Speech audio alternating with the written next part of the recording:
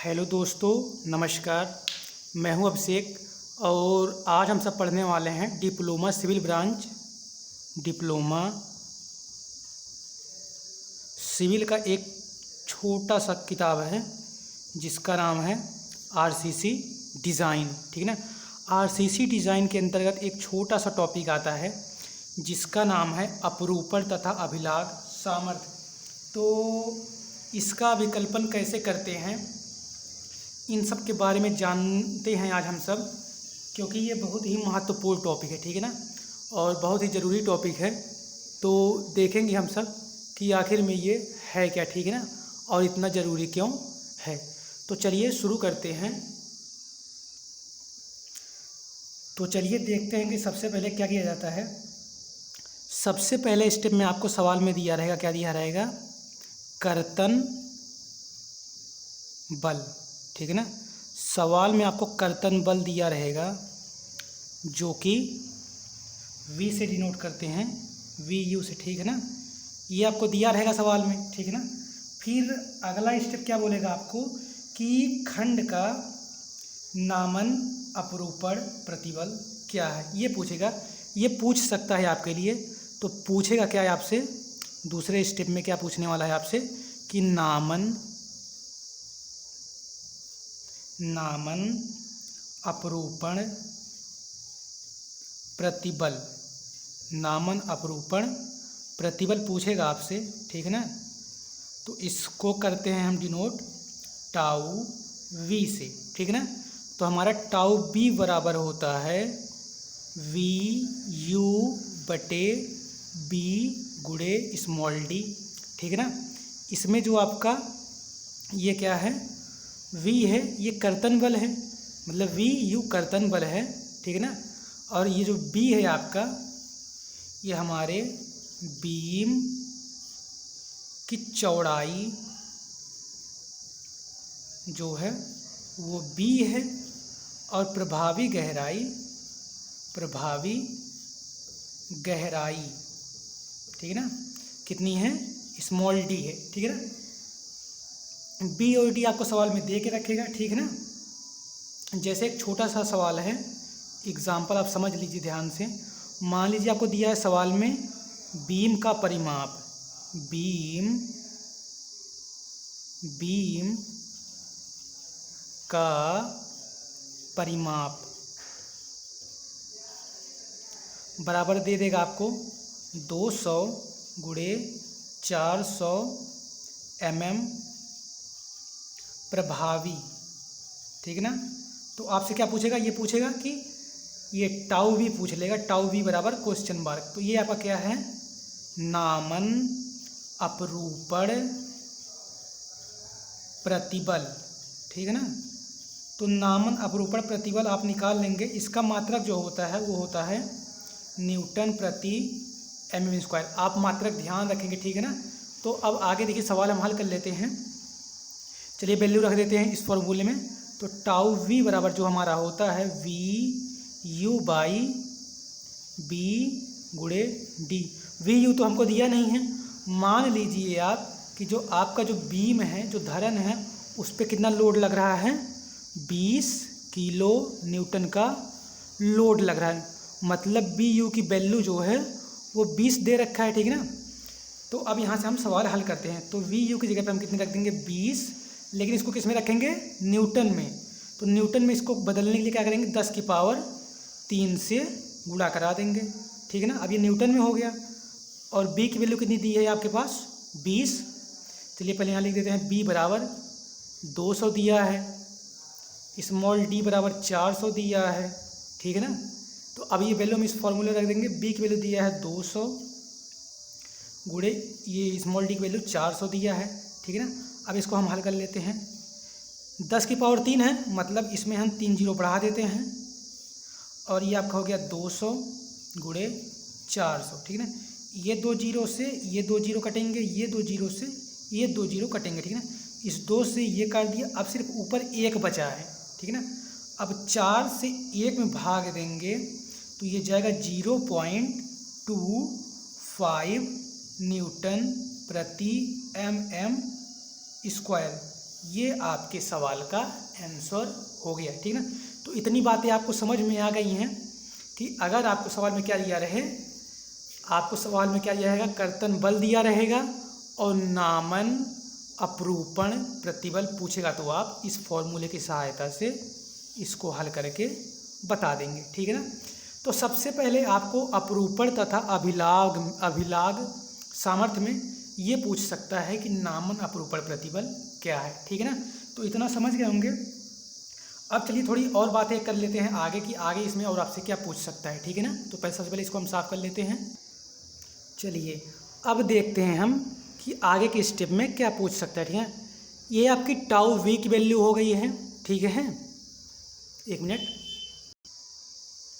चलिए अब आगे देखते हैं कि आगे क्या पूछ लेता है, ठीक है। तीसरे स्टेप में आपका आता है कि जो मतलब हम खंड मतलब इस जो मतलब हम कंक्रीट का खंड ले रहे हैं उसमें जो हम स्टील डाल रहे हैं, स्टील उसका जो क्षेत्रफल है वो कितना है।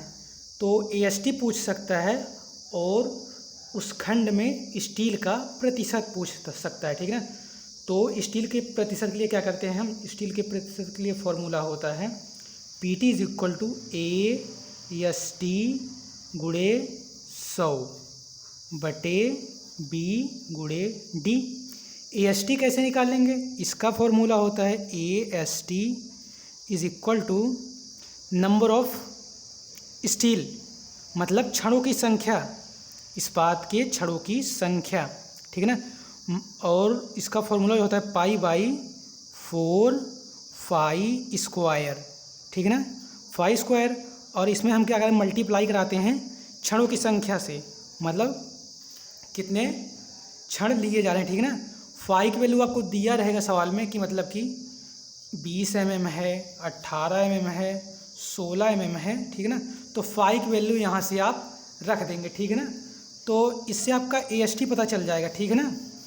AST पता करने के बाद अब हम निकालेंगे कि ये टाउ सी जो कि हमारा होता है अपरूपण सामर्थ्य। तो सबसे पहले चौथे स्टेप में आपका क्या आता है, अपरूपण सामर्थ्य। अपरूपण सामर्थ्य इसको हम डिनोट करते हैं τC से, ठीक है ना। और इसकी वैल्यू हम निकालते हैं कहाँ से, सारणी से। इसकी वैल्यू हम देखते हैं सारणी से, जो कि सारणी संख्या है हमारी 4.3।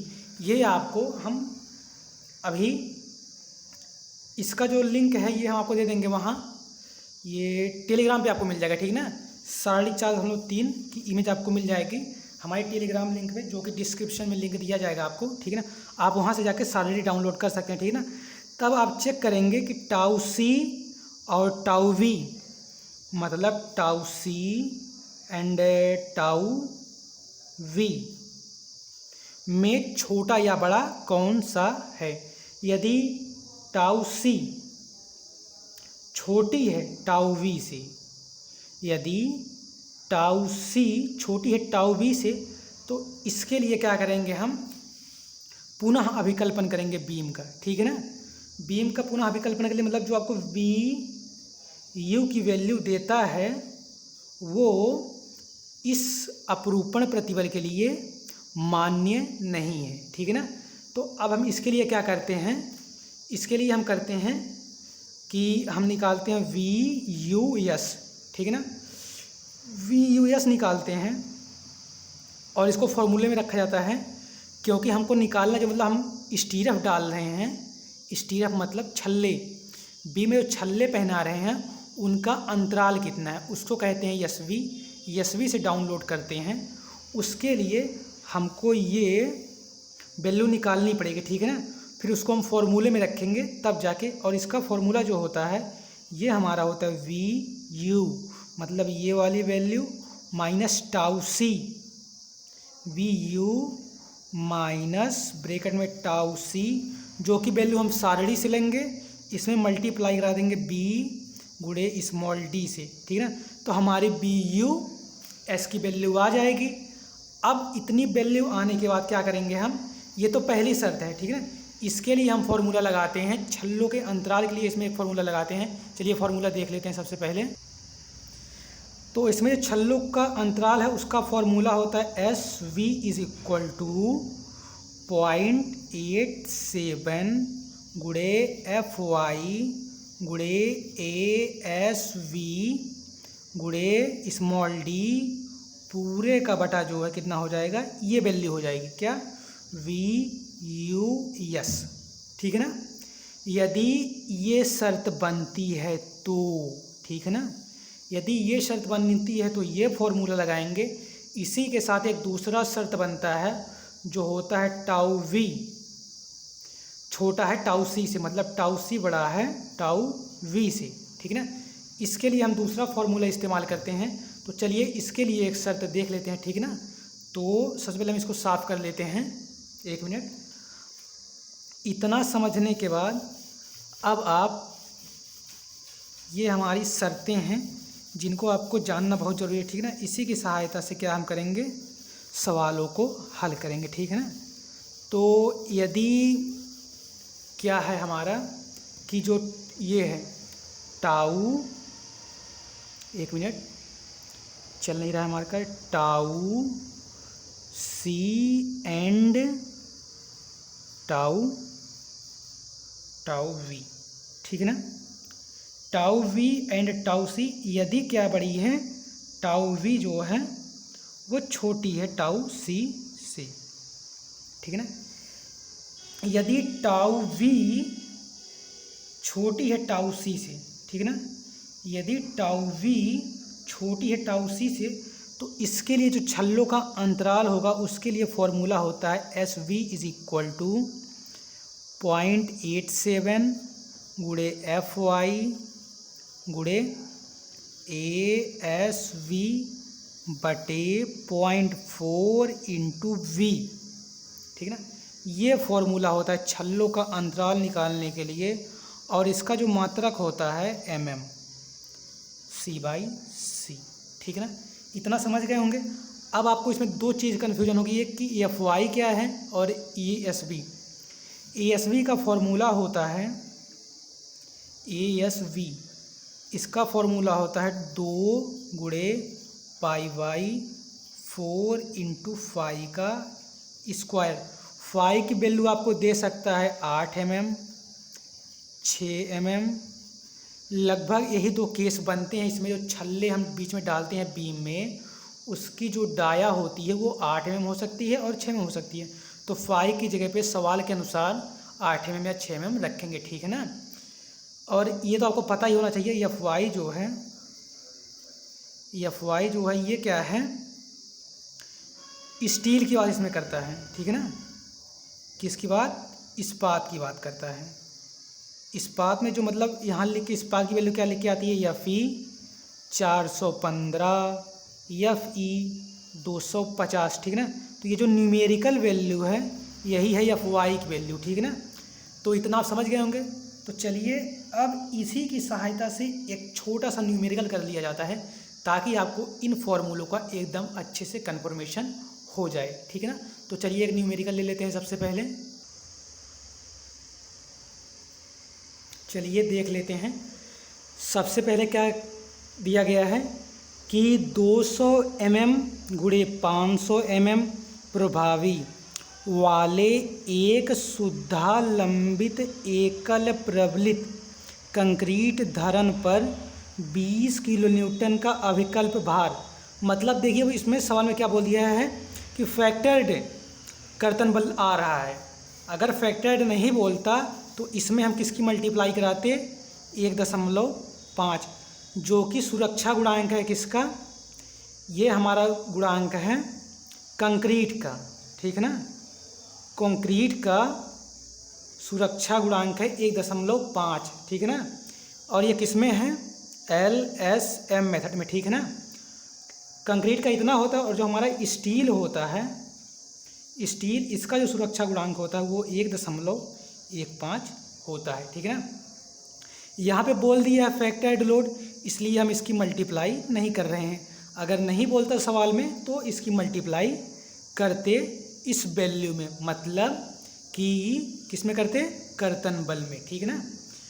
तो कर्तन बल हमारा इतना दिया गया है। और क्या बोल रहा है कि धारण खंड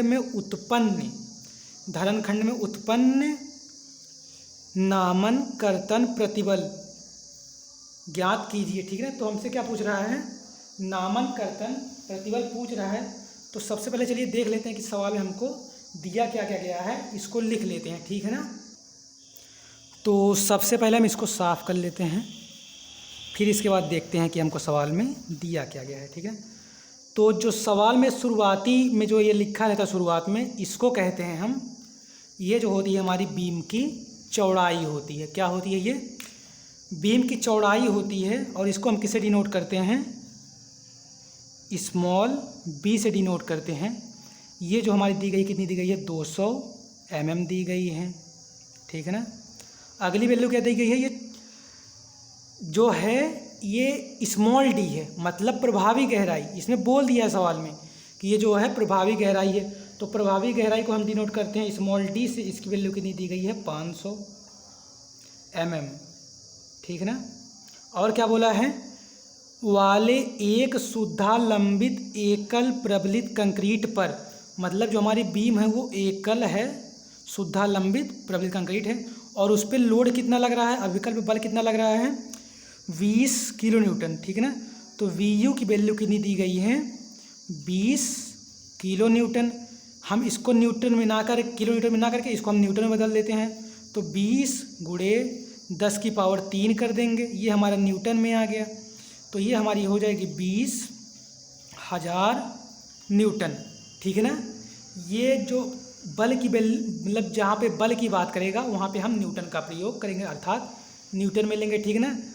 अब पूछा क्या है आपसे सवाल में, ये देखिए कि धारण खंड में उत्पन्न नामन कर्तन प्रतिबल ज्ञात कीजिए। मतलब क्या पूछ रहा है आपसे, टाउ वी की वैल्यू आपसे पूछ रहा है, ठीक है ना। टाउ वी मतलब नामन कर्तन प्रतिबल, ठीक है ना।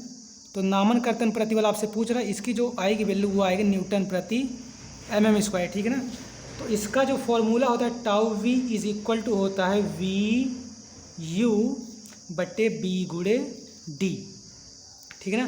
तो चलिए वैल्यू रख देते हैं। VU की वैल्यू कितनी दी गई है आपको, 20,000 बटे स्मॉल b की वैल्यू कितनी दी गई है आपको, 200 mm।